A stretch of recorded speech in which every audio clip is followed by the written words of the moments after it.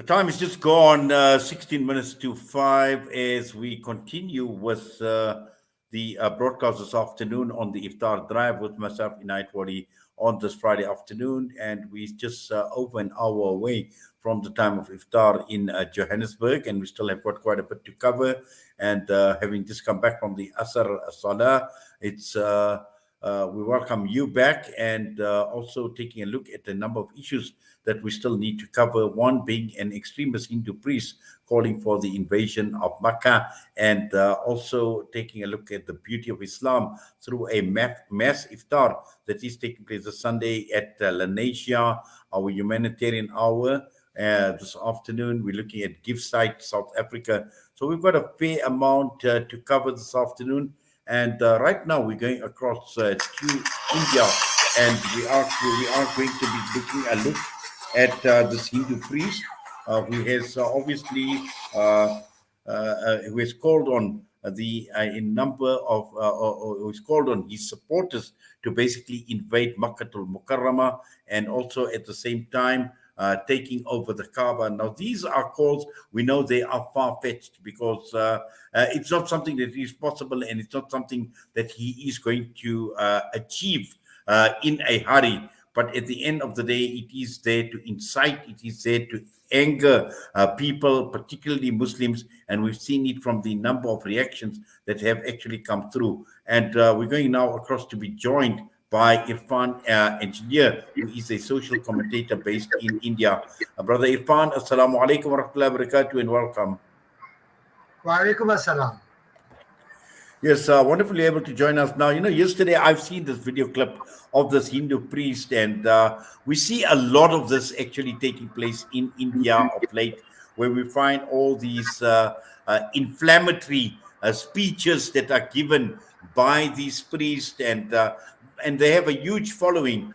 But this latest one, and you know, we've seen a lot happening in India, talking about taking over the mosques and about the treatment of Muslims in India. But now taking this to another level and talking about the invasion of Mecca and the seizure of the Kaaba. Yes, that is their old demand. Actually, let me tell you, average Hindu does not support these kind of contentions. Even those Hindus who are slightly right winger, like the RSS, Rashtriya Swayam Sevak Sangh, or National Volunteers Association, which is a right wing body of Hindus, they also do not support these kind of contentions. It's an extremist fringe that demands that makes this kind of demands and contentions. They do it more for the publicity that it generates in media. Media wants TRP, it's inflammatory, it is uh, it attacks the Muslims, and there is a small audience that they have which revel in such attacks, which support such attacks, but generally all Hindus do not. In fact, if you see, we do have right wing Hindu government, authoritarian government, which is doing a lot of, which promotes a lot of polarization or encourages a lot of polarization. But even that right wing government would not support this kind of contentions. But yes, they have Yati Narasimhanan, who heads one small temple uh, in North Indian state, a small temple.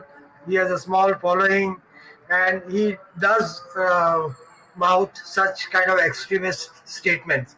Let me remind you that in 2019, in the month of December, uh, they had organized what is called as Dharm Sansad, or Parliament of Religions. And in that Parliament of Religion, where only Hindus were present, no other religion was present, they called for what can be uh, a genocidal proportion of elimination of Muslims. Now, under the Supreme Court's pressure, the government did arrest him and let him out on bail. But after going on bail, he continues to make these kind of statements, and the government is not taking note of this. He was given bail specifically on the condition that he will not make inflammatory statements like these. I think it is time that somebody goes to the court and says that he was let out on bail, he has violated the condition of bail, should be arrested. But let me tell you, repeat once again, that even right wing Hindus, and certainly not average Hindus or majority Hindus, support this kind of contention. They have no proof. They make obnoxious contentions that they find they want every mosque in India to be dug up because they believe that all mosques were built on temples in India. And this is not the first time that they have claimed uh, that Kaaba is actually Shivling, old Shivling. They have absolutely no historical sense, and they have no. I mean, there cannot be any proof or a shred of proof. In fact, somebody should bring this to the notice of West Asian government that this kind of claims are being made. Kaaba, according to them, is a stone which was originally a shivling, which is worshipped by Hindus, and on that basis, they are making the claim. Makkeshwar, uh, Ishwar means God, and Makkeshwar means God of Makkah. So they are claiming that it was Makkeshwar Shivling, which is ridiculous. They don't give a shred of evidence, and their followers do not ask for a shred of evidence. They are what is called as bhakts or followers, blind followers, and such claims are lauded by them. But it's a small section. It's a very small section who lauds them, and they do it more for publicity. Well, I'm sure, and I think what you are saying is absolutely true, brother Irfan. That this is a publicity stunt, but we know that this priest, this Saraswati, also making far-fetched claims, like you mentioned about Makkah is one, but also claims like Zamzam, and he says that the Zamzam water that flows beneath it is the river god Mahadev. Now, these are preposterous claims that he is making. There is absolutely no basis for the claims. And the key issue here is this is a man who is known for his messages in the past as well, hate messages, incitement against Islam, against Muslims, calling Hindus from all over the world to unite in fighting Muslims. But we can see that he is fighting a losing battle because, as you mentioned, that there are not many Hindus. There are many Hindus right across the entire world, peace-loving Hindus that coexist with Muslims. We coexist with them here in South Africa. We've been coexisting with them for years and years, and like many other countries right across the entire world. So again, it's his calls are basically falling on deaf ears, and that's all. That's what it's all about. What surprises me is that actually it's an offense. These kind of claims are an offense within the Indian Penal Code, Indian criminal law. There is Section 153A, which says that if you promote ill will, animosity, or hatred on basis of religion, caste, gender, region, or place of birth, then it's a crime and punishable by imprisonment for up to 3 years. Now, this is a crime. This kind of claims are a crime, but uh, I'm little bit unhappy that the government is not registering FIRs against them, discouraging any first information report or a complaint being registered against such elements, which triggers off the criminal justice system against that person. So the government is not even it should be taking a stand. It should be arresting this person and prosecuting so that others get a message that they may not make such kind of statements for the sake of publicity. So it does speak about the right wing government which is right now in power, and it's because right wing government is in power they may they may not support this kind of contentions and statements, but it does leave an atmosphere. It does give a feeling that there is an atmosphere where anybody can attack minorities, particularly Muslims and Christians, and get away with it and promote animosity. At the same time, you make a slightest critical observation about Hindu religious customs, which are scholarly and which are not punishable in law, because law allows criticism or critical examination of religion. It doesn't ban. So if even if you make a slightly critical observation, scholarly critical observation, immediately prosecutions are launched, and and any examination or any critical observation about Hindu religion is punished.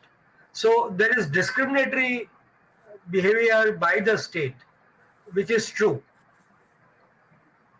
Well, definitely. But just looking at, what sort of hold would someone like this have on the government, where the government, would refuse to or fails to take action or legal action against someone like this? Because this is not the first time. I mean, this is a man that has incited so much against Islam and Muslims to the point of even becoming I would say promoting terrorism, a form of Hindu terrorism against Muslims right across the entire world. And what is stopping the Indian government from actually taking action against him? Uh, I don't think Indian government supports him or his contention. Uh, what is disturbing me is that they should come out and speak against any such contention. Uh, Let us remember there is a right wing Hindu government in power, and they want to give a message to the people of India, even though they do not support this kind of contentions. The message is that uh, anybody can criticize Islam or Christianity, that will be tolerated because, according to them, India is a Hindu Rashtra or a Hindu nation. Uh, and in a Hindu Rashtra, the ideologues of Hindu nationalists have always contended and propounded that Christians and Muslims should live as second class citizens. We are not living as second class citizens as yet. Our constitution gives us equal rights. But that is their ideology, which has not come into, which of course has not operational now. But this is what their ideology is, and they want to give a signal. This is a baby step towards Hindu nationalism, where you can criticize Islam and Christianity as much as you can in whatever terms. No action will be taken, but any criticism of Hindu traditions or customs, even legitimate criticisms and observations, will not be tolerated. That is a message that this present right wing government is trying to give by not taking any action against Yati Narasimhanan, who has made this statement. Well, Brother Irfan, we definitely will follow developments as they progress. But for now, we have seen some reaction. We've seen people criticizing him. There are people that have expressed anger against these statements that he has been making. And also, I think, touching on Mecca, touching on the Kaaba, talking about Zamzam. This is not only about the Muslims in India. This is now, hitting the nerve of Muslims right across the entire world. Over 1.6 billion Muslims. And at some point in time, something is going to give, because I don't think, perhaps because the Muslims in India are under a government it's difficult for them to react. But I'm sure reactions from other parts around the Muslim world will be very, very much stronger. And this is something that someone like this priest needs to guard against as well. Yes, surely. And let me remind you that West Asian governments, Saudi Arab, UAE, Qatar, all Arab governments uh, reacted when Prophet was blasphemed by one of the leaders of the ruling party in India. Uh, derogatory remarks were made when Arabs Yes. started boycotting Indian products. That is a time when government was supposed to take some action. So some such pressure can be put once again, and this kind of people should be put in their place.